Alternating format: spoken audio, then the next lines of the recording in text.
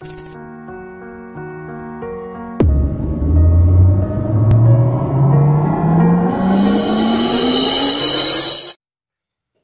Morning students.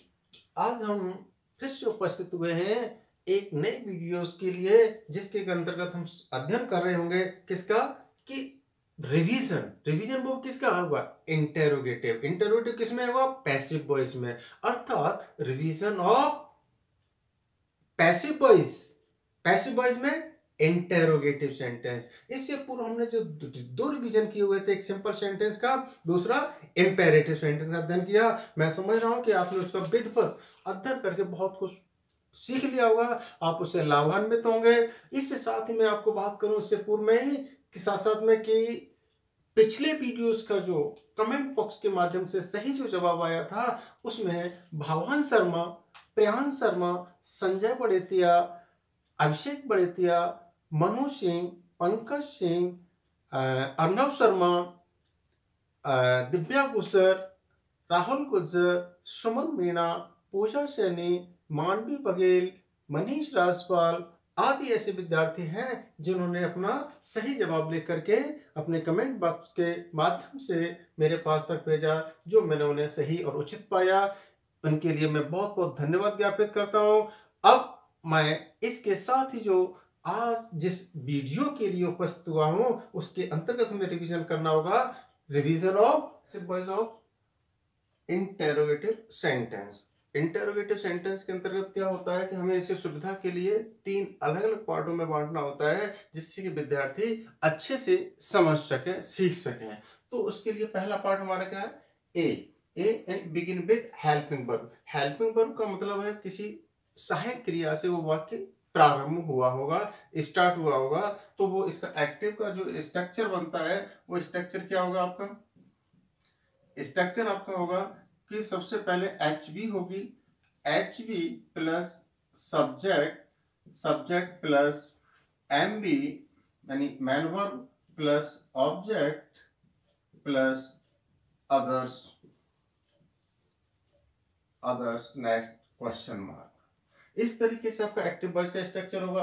अब passive voice में क्या करेंगे, हम इसको पैसिव वॉइस बनाएंगे। तो पैसिव वॉइस में क्या होगा बेटा कि इसका जो एच बी है, वो एच बी के स्थान पर एच बी ही आएगी, मगर कैसे होगी, according to objective subject.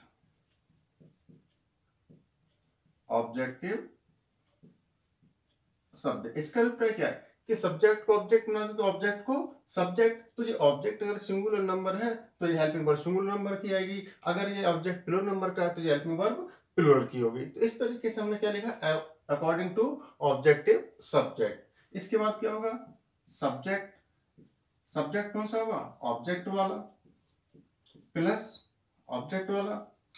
Plus main verb की third form plus why plus object कौन सा होगा, ऑब्जेक्ट यानी सब्जेक्ट वाला, तो यहां क्या है, सब्जेक्ट वाला ऑब्जेक्ट होगा प्लस अदर्स और लास्ट क्वेश्चन मार्क। इस तरीके से हमारा एक पैसिव वॉइस बन जाता है। अब इसका हम एग्जांपल की बात करते हैं। एग्जांपल किसमें, एक्टिव में। एक्टिव के अंतर्गत क्या है, एग्जांपल में do you learn your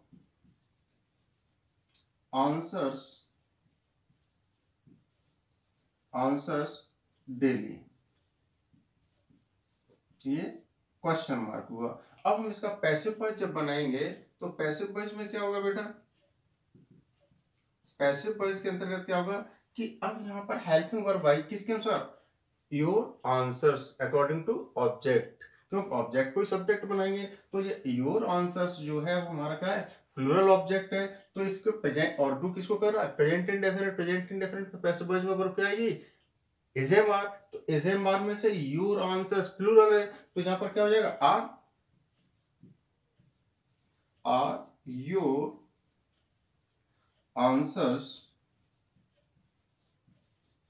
answers learned by you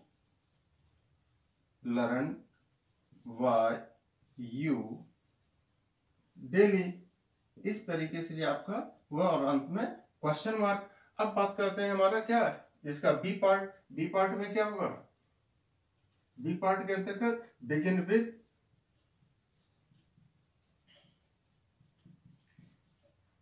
WH word. इसमें क्या है? WH वर्ड के अंतर्गत क्या है आपका? WH वर्ड के अंतर्गत ये होगा कि हमारा जो व्हाट, व्हाई, व्हेन, हु, हुम, हुज, व्हिच, जो वर्ड WH वर्ड होते हैं वो यही सेंटेंस हमारा किसी न किसी WH वर्ड से प्रारंभ होता है। देखते हैं किस तरीके से कि एक्टिव है और एक्टिव का जो स्ट्रक्चर होगा इसके अंतर्गत कोई खास नहीं है, केवल WH वर्ड एक्स्ट्रा होगा, अतिरिक्त होगा। WH वर्ड ये देखिए अंडरलाइन भी कर दिया इसीलिए कि आप इस पर फोकस करें कि ये WH वर्ड ही अतिरिक्त है। बकाया सेम इसका स्ट्रक्चर है वो एज इट इज ही आएगा। तो एज इट इज होगा HV plus subject plus MV man verb plus object plus others plus question mark. इस तरीके से आपने जो देख लिया कि जो हमारा इसमें था वही WH वर्ड वाले में केवल अतिरिक्त क्या है जो मैंने अंडरलाइन किया हुआ WH वर्ड अतिरिक्त जुड़ा हुआ है, सेम मिला लीजिए एज इट इज है। अब इसका पैसिव वॉइस बनाएंगे तो क्या होगा? पैसिव वॉइस में कुछ भी खास नहीं होगा। क्यों नहीं होगा? कि जो WH वर्ड है वही WH वर्ड पैसिव वॉइस बनाते समय एज इट इज उतार दीजिए, कोई चेंज नहीं होगा। WH वर्ड जो है वही आएगा। ठीक है, अब ये WH वर्ड आ गया। अब इसके बाद में फिर क्या होगा? जैसा कि आपने ये लिखा था इसका बिगिन विद हेल्पिंग वर्ब का, ठीक वैसे ही ये तैयार होगा कि यहाँ पर HV आएगी। HV किसके अनुसार?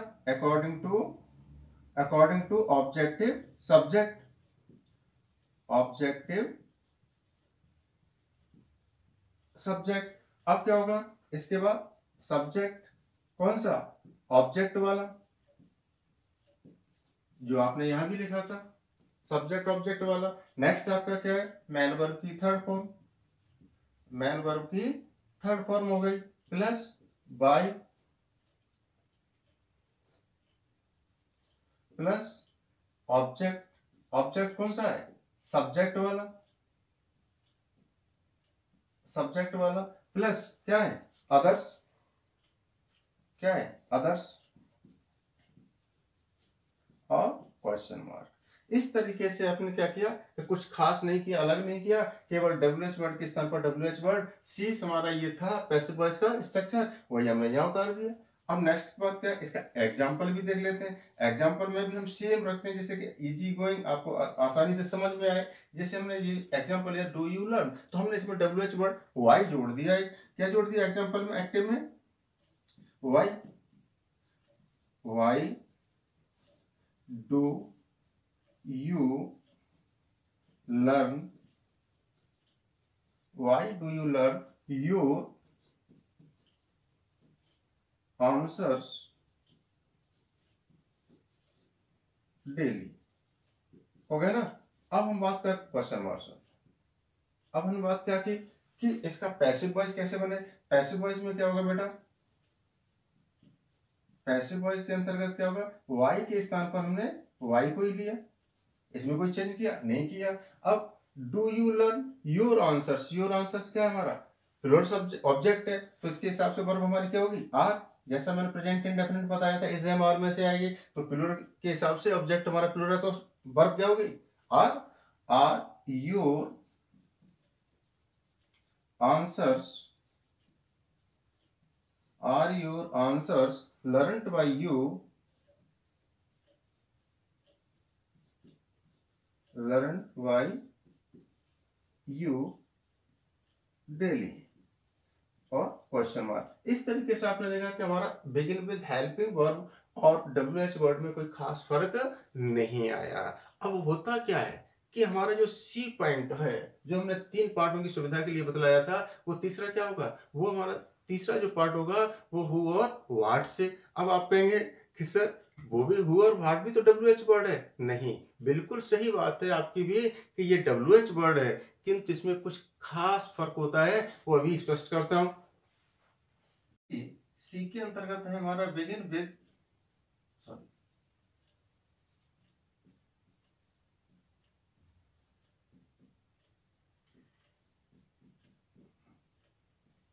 हु, बिगिन विद हु और व्हाट।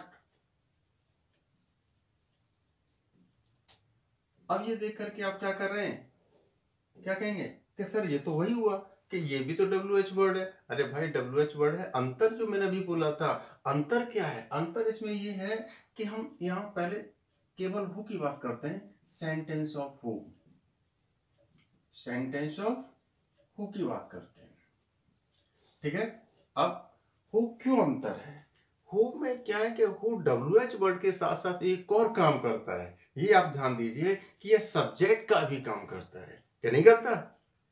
आप समझ लीजिए कि ये सब्जेक्ट भी काम करता है प्लस WH वर्ड का काम करता है, इसीलिए बिल्कुल डिफरेंट होता है, अलग होता है शेष WH वर्ड से। वो कैसे है आप देख लीजिए। इसका यहाँ पर स्ट्रक्चर इसका क्या बनेगा एक्टिव में, एक्टिव के अंतर्गत जो इसके स्ट्रक्चर है वो क्या है, who plus HV, underline cross. Underline cross का मतलब क्या है कि इसके साथ WH वर्ड के साथ में क्या है, हु के साथ में क्या है, हेल्पिंग वर्ब हो भी सकती है और नहीं भी। अब आप कहेंगे सर ये क्या हुआ, हेल्पिंग वर्ब हो सकती है और नहीं हो सकती? अरे भाई दोनों ही बातें हैं, हो भी सकती और नहीं हो सकती। वो कैसे कि प्रेजेंट इंडेफिनिट का अगर सिंपल एंड पॉजिटिव सेंस में है तो क्या होगा, WH वर्ड के साथ में helping verb who, who read या हु रीड्स दिस बुक। तो यहां पर क्या है, नहीं लगाया हमने, क्रॉस कर दिया। और हमने कहा who is reading this book, तो इज हेल्पिंग वर्ब के रूप में आ गया। तो यहां पर क्या है, WH वर्ड जो हु है वो सब्जेक्ट का काम कर रहा है, प्लस क्वेश्चन वर्ब क्वेश्चन वाला है, क्योंकि हमारे ये इंटरोगेटिव सेंटेंस के अंतर्गत आता है, इसीलिए डबल रोल के अंतर्गत है, इसीलिए ये अन्य WH वर्ड से अलग और भिन्न है। तो यहां पर हमने क्या किया, helping verb plus MB man verb plus object plus others, next question mark. अब इसका पैसिव वॉइस जो बनेगा वो पैसिव वॉइस क्या है, इसका पैसिव वॉइस के अंतर्गत क्या है कि हु है तो हु का क्या हो जाएगा, बाई हूं। इस स्टार्टअप में ही, क्योंकि ये WH वर्ड है के रूप में है तो WH वर्ड पहले ही आना है ना।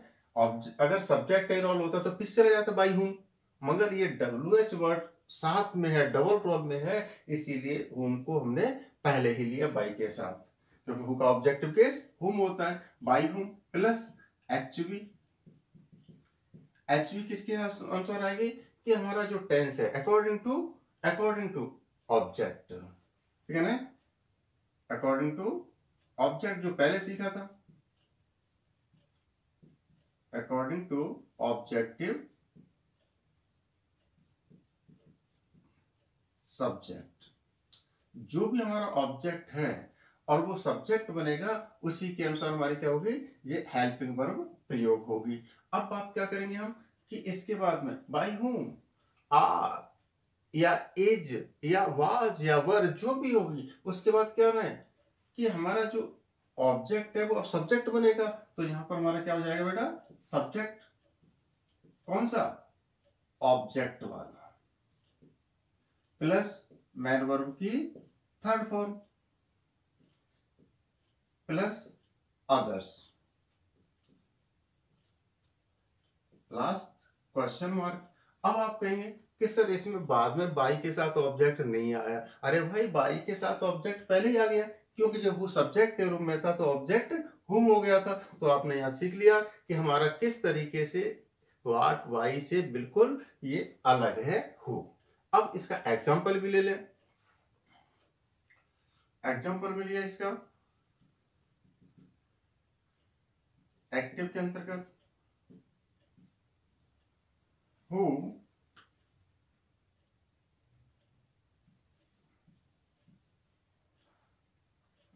who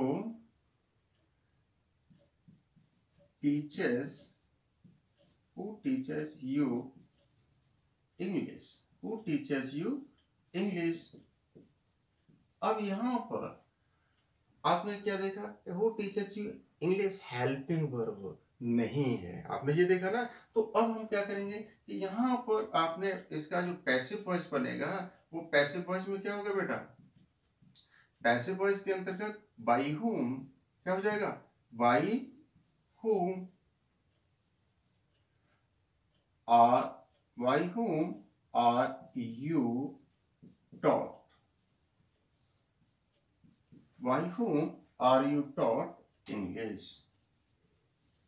अब इसके साथ साथ हमने क्या किया कि यहां पर हमने अभी यू को ऑब्जेक्ट, यू ऑब्जेक्ट को सब्जेक्ट मान के किया था, ठीक है ना। टीच के बाद यू था, डबल ऑब्जेक्ट था, यू भी था और इंग्लिश भी था, तो हमने यू को मान करके अभी ये बना दिया। अब हम इंग्लिश के हिसाब से अथवा इसका दूसरा सेंटेंस डबल ऑब्जेक्ट है, तो हमने क्या किया इसका, by whom,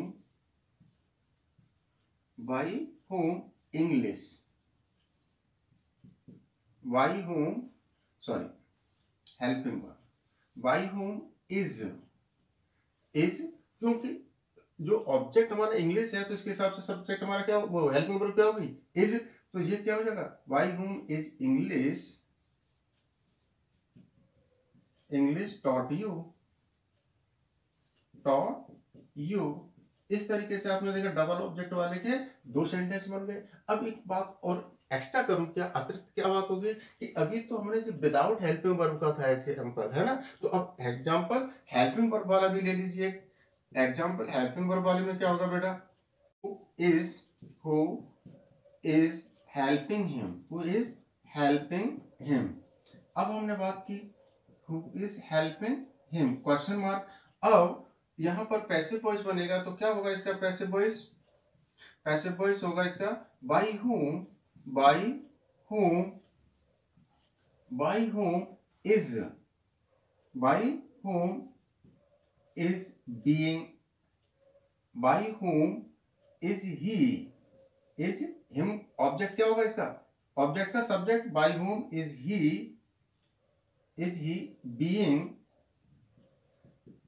being helped, by whom is he being helped। अब आप बात करेंगे कि सर ये कहां से आ गया, बीइंग कहां से आया, तो प्रेजेंट कंटिन्यूअस में बीइंग बताया था तो यहां पर आ गया। अब हम इसके बाद क्या करेंगे, सेंटेंस ऑफ व्हाट, किसकी बात करेंगे बेटा, sentence of what, sentence of what, ठीक है ना। सेंटेंस ऑफ व्हाट के अंतर्गत क्या होगा, इसमें भी वही सिंपल होगा। व्हाट अलग कैसे है, आप देखिए व्हाट अलग यूं है क्योंकि ये जो है ऑब्जेक्ट का पता लगाता है। जब मैंने आपको ट्रांजिटिव और इंट्रांजिटिव वाली बात समझाई थी आपको, तो आपको क्या कहता है कि व्हाट वो टच स्टोन है जिस कसौटी से हम परख लेते हैं कि ये वर्ब ट्रांजिटिव यानी सकर्मक क्रिया है अथवा अकर्मक क्रिया है, इंट्रांजिटिव वर्ब है। तो इसीलिए हमारा ये अन्य WH वर्ड से बिल्कुल अलग होता है। और इसका स्ट्रक्चर हमारा क्या होता है बेटा, एक्टिव में हमारा क्या है इसका स्ट्रक्चर कि व्हाट आ गया, व्हाट प्लस HV प्लस क्या होगा, subject, subject plus MV plus, अब क्या होगा, ऑब्जेक्ट नहीं होगा क्योंकि जब व्हाट से प्रश्न है तो ऑब्जेक्ट का सवाल ही नहीं, सीधा क्या हो जाएगा, मेन वर्ब के बाद में अदर्स क्या जाएगा,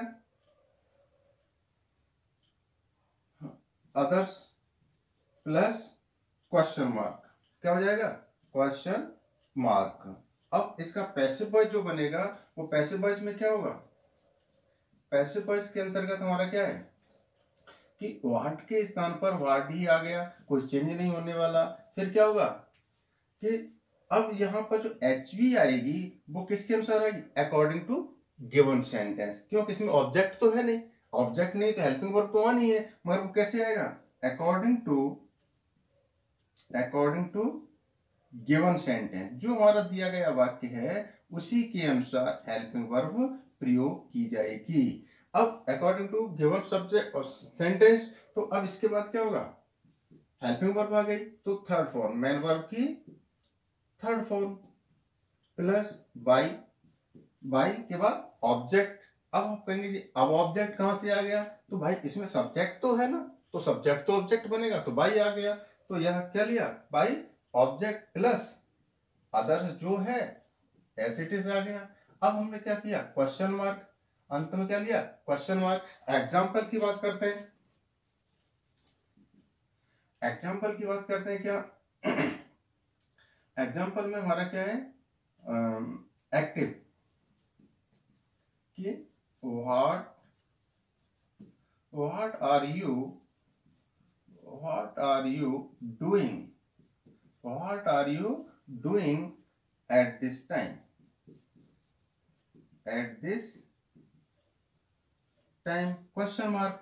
अब हमारा क्या होगा बेटा, पैसिव वॉइस लिया, पैसिव वॉइस में हमारा क्या है, पैसिव वॉइस के अंतर्गत what is being done, what is being क्यों कि ये प्रेजेंट कंटिन्यूअस तो बीइंग आ गया, what is being done, do की थर्ड फॉर्म डन